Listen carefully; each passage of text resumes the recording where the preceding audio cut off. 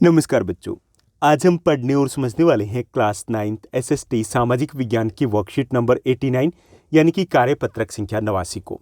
यह आपकी 17 फरवरी 2022 की वर्कशीट रहेगी और आज की इस वर्कशीट में हम अपना पोल साइंस, जिसे आप सिविक्स भी कहते हो, उसके 4th चैप्टर संस्थाओं का कामकाज को पढ़ना जारी रखेंगे। और इस वर्कशीट में हम बात करेंगे न्यायपालिका की। जैसा कि हम छठी क्लास से पढ़ते आ रहे हैं और पिछली कुछ वर्कशीट में भी हमने बात की है कि सरकार के 3 अंग होते हैं: विधायिका, कार्यपालिका और न्यायपालिका। विधायिका का प्रमुख कार्य होता है कानून का निर्माण करना, यानी कि कानूनों को बनाना। हमारी संसद विधायिका में आती है। उसके बाद दूसरा जो सरकार का अंग होता है वो होती है कार्यपालिका। कार्यपालिका का प्रमुख कार्य होता है सरकार की नीतियों को, संसद के बनाए कानूनों को लागू करना। हमारे मंत्री, प्रधानमंत्री, मुख्यमंत्री और जो ऑफिशियल होते हैं वो सभी कार्यपालिका में आते हैं। उसके बाद तीसरा जो अंग है न्यायपालिका, उसकी बात हम आज की इस वर्कशीट में करेंगे। हम समझेंगे कि न्यायपालिका क्या होती है, न्यायपालिका के क्या कार्य होते हैं, स्वतंत्र न्यायपालिका से हमारा क्या अर्थ है। तो ये सब कुछ हम यहाँ पर समझने की कोशिश करेंगे। तो चलिए शुरुआत करते हैं हम आज की इस वर्कशीट की। सबसे पहले हम समझेंगे कि न्यायपालिका क्या है। हमारे देश भारत में विभिन्न सत्रों पर, यानी कि डिफरेंट जो लेवल्स है, उस पर मौजूद अदालतों को हम सामूहिक रूप से न्यायपालिका कहते हैं। यानी कि जितनी भी कोर्ट है, जितनी भी अदालत है अपने देश में, उन सभी को हम ओवरऑल क्या कहेंगे? न्यायपालिका कहेंगे। न्यायपालिका में हमारा सुप्रीम कोर्ट यानी कि सर्वोच्च न्यायालय आ जाएगा। इसमें राज्यों के जो हाई कोर्ट है, उच्च न्यायालय, वो भी इसमें आ जाएंगे। जो जिला अदालत होती है यानी कि डिस्ट्रिक्ट कोर्ट होती है, वो भी इसमें आ जाएगी। जो स्थानीय अदालत होती है वो भी इसमें आ जाएगी। यानी कि जितनी भी कोर्ट है वो सभी न्यायपालिका में आ जाएगी। देश में एकीकृत न्यायपालिका है, जिसका अर्थ यह है कि देश की सभी अदालतों को सर्वोच्च न्यायालय का फैसला मानना होता है। यानी कि ऐसा नहीं है कि अलग अलग कोर्ट होगी, अलग अलग कोर्ट होती है, लेकिन उन सभी के लिए नियम, कायदे, कानून एक जैसे होते हैं। और जो सर्वोच्च अदालत है वो पूरे देश में एक ही है, वो है हमारी सुप्रीम कोर्ट। सुप्रीम कोर्ट के जो भी फैसले होते हैं वो सभी अन्य अदालतों के लिए मान्य होते हैं, या फिर सभी अन्य अदालत उनको मानने के लिए बाध्य होती है। ओके, ये तो बात हुई कि न्यायपालिका होती क्या है। अब हम बात करेंगे सुप्रीम कोर्ट की, यानी कि सर्वोच्च न्यायालय की। सर्वोच्च न्यायालय में कौन से मामलों की सुनवाई होती है, किस प्रकार के विवादों का निपटारा होता है? तो इसमें कई प्रकार के विवादों का निपटारा होता है। जैसे देश के नागरिकों के बीच में जो विवाद है, यानी कि लोगों के बीच में आपसी झगड़े हो गए, ओके, वैसे तो वो स्थानीय अदालत में जाएंगे। अगर बड़े लेवल का झगड़ा तो सीधे तौर पे सुप्रीम कोर्ट में जा सकता है, या फिर वो ऐसे जैसे स्थानीय अदालत है, उसके बाद वो डिस्ट्रिक्ट कोर्ट में गया, उसके बाद हाई कोर्ट में गया, तो अपील करते हुए सुप्रीम कोर्ट में आ सकता है। ओके, यानी कि जो नागरिकों के बीच में जो विवाद होते हैं, झगड़े होते हैं, उनकी सुनवाई करता है सुप्रीम कोर्ट। दूसरा है, नागरिकों और सरकार के बीच में विवाद होते हैं। जैसे लोगों को विवाद हो सकते हैं गवर्नमेंट को लेकर के, गवर्नमेंट के फैसले को लेकर के, तो उसकी सुनवाई भी सुप्रीम कोर्ट करता है। ऐसे ही 2 या 2 से अधिक राज्यों के जो विवाद होते हैं, वहाँ की सरकारों के बीच में जो भी विवाद होते हैं, इश्यूज होते हैं, तो उसकी भी सुनवाई सुप्रीम कोर्ट में की जाती है। ऐसे ही जो केंद्र सरकार और राज्य सरकार के बीच में विवाद होते हैं, तो उनकी सुनवाई भी सुप्रीम कोर्ट कर सकता है। जैसे दिल्ली की जो गवर्नमेंट है, सेंट्रल गवर्नमेंट है, उनके बीच में काफ़ी सारे इश्यूज चल रहे हैं, ओके, चल रहे हैं ना, आप हर रोज़ न्यूज़पेपर में देखते हो, तो उनका भी सुनवाई कहाँ होगी? सुप्रीम कोर्ट में होगी। हालांकि ऐसा नहीं कि डायरेक्ट चले जाएंगे हाई कोर्ट के बाद सुप्रीम कोर्ट, लेकिन अगर बहुत महत्वपूर्ण इश्यू है तो वो डायरेक्ट सुप्रीम कोर्ट में जाएगा। ऐसे ही फौजदारी और दीवानी मामलों में अपील के लिए सर्वोच्च संस्था भी हमारी सुप्रीम कोर्ट ही होती है।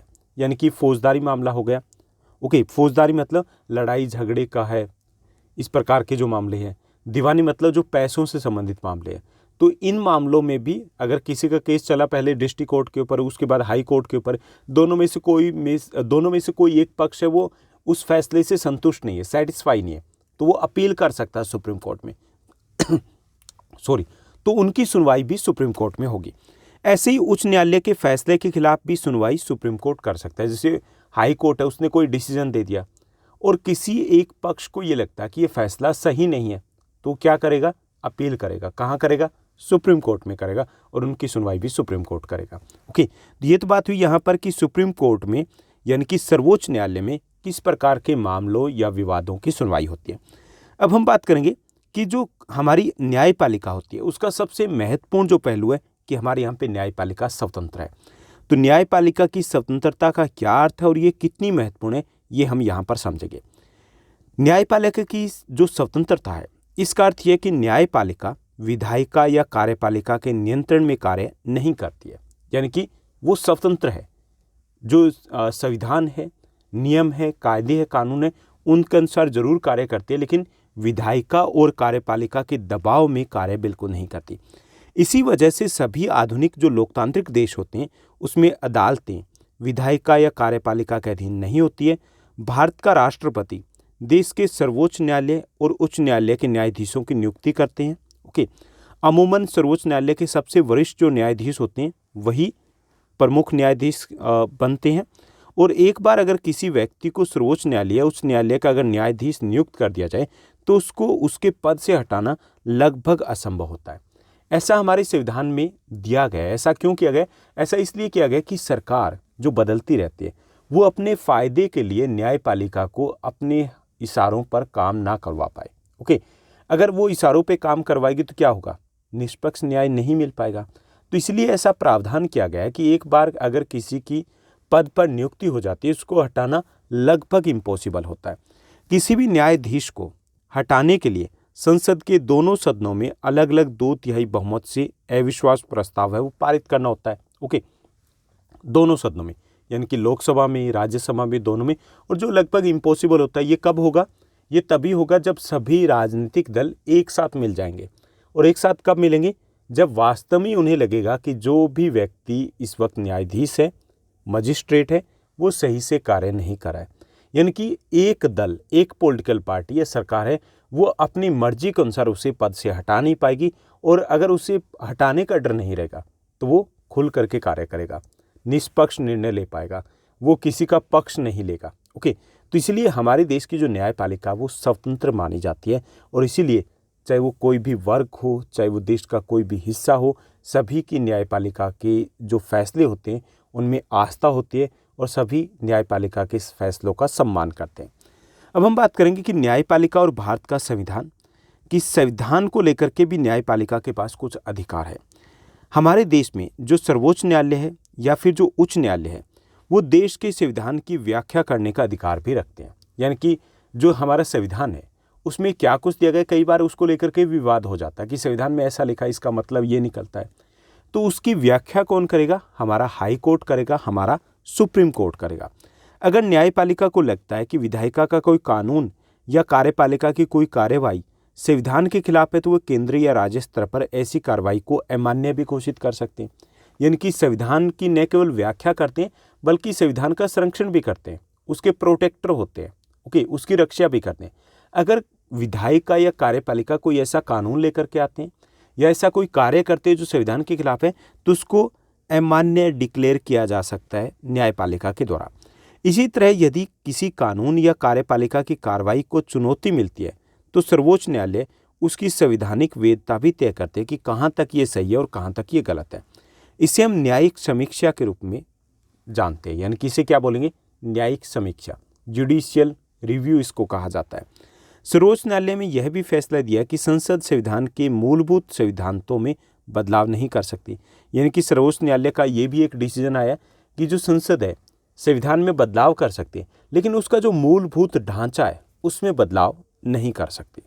अब हम बात करेंगे कि जो न्यायपालिका वो कैसे हमारे मौलिक अधिकारों की भी रक्षा करती है।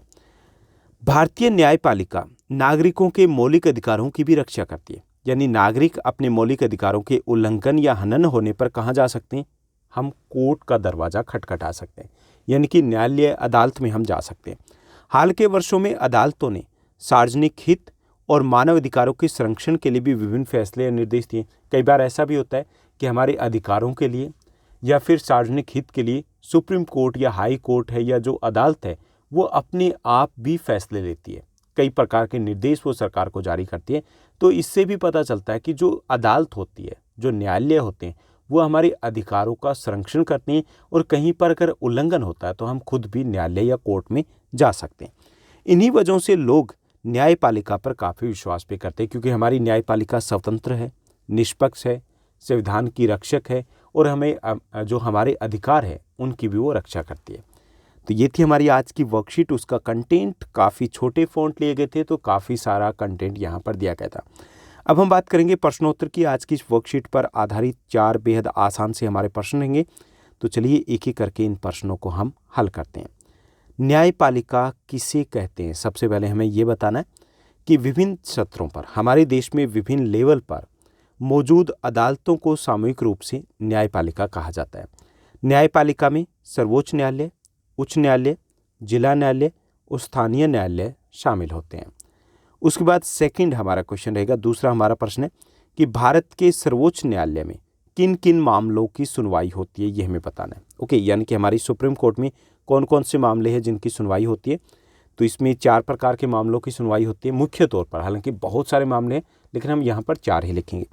पहला, देश के नागरिकों के बीच में विवाद, यानी कि लोगों के बीच में आपसी जो झगड़ा होता है उसकी सुनवाई सुप्रीम कोर्ट कर सकता है। दूसरा, सरकार और नागरिकों अथवा सरकार और राज्यों के बीच में अगर विवाद होता है तो उसकी सुनवाई भी सुप्रीम कोर्ट कर सकता है। तीसरा है राज्य सरकारों के बीच में विवाद, जैसे स्टेट टू स्टेट के बीच में या वहाँ की सरकारों के बीच में अगर किसी प्रकार का इशू क्रिएट हो जाता है, विवाद हो जाता है, तो उसका भी निपटारा है, सुनवाई है, वो सुप्रीम कोर्ट करता है। ऐसे अपीलीय मामलों की सुनवाई, यानी कि हाई कोर्ट ने फैसला दिया, हम सेटिस्फाई नहीं है तो हम सुप्रीम कोर्ट में अपील कर सकते हैं। तो इस प्रकार के विवादों का निपटारा या इस प्रकार के मामलों का निपटारा भी सुप्रीम कोर्ट ही करता है। उसके बाद हमारा थर्ड क्वेश्चन रहेगा, तीसरा जो हमारा प्रश्न दिया गया, स्वतंत्र न्यायपालिका अपना कार्य कैसे करती है, ये हमें बताना है। स्वतंत्र न्यायपालिका का अर्थ यह है कि न्यायपालिका विधायिका या कार्यपालिका के अधीन कार्य नहीं करती है। स्वतंत्र न्यायपालिका में निर्णय निष्पक्ष ढंग से लिए जाते हैं, यानी कि किसी का पक्ष नहीं लिया जाता। और जहाँ पर न्यायपालिका स्वतंत्र ना हो तो वहाँ पर वो सरकार के इशारों पर कार्य करती है। अपने देश में ऐसा नहीं है। उसके बाद चौथा हमारा प्रश्न रहेगा, फोर्थ जो क्वेश्चन दिया गया, आपके विचार में नागरिकों के अधिकारों की रक्षा के लिए न्यायपालिका क्यों आवश्यक है? हमारे अधिकारों का हनन होने पर हम न्यायालय जा सकते हैं। पहला तो ये कि न्यायपालिका है तभी तो हम कोर्ट जा पाएंगे ना।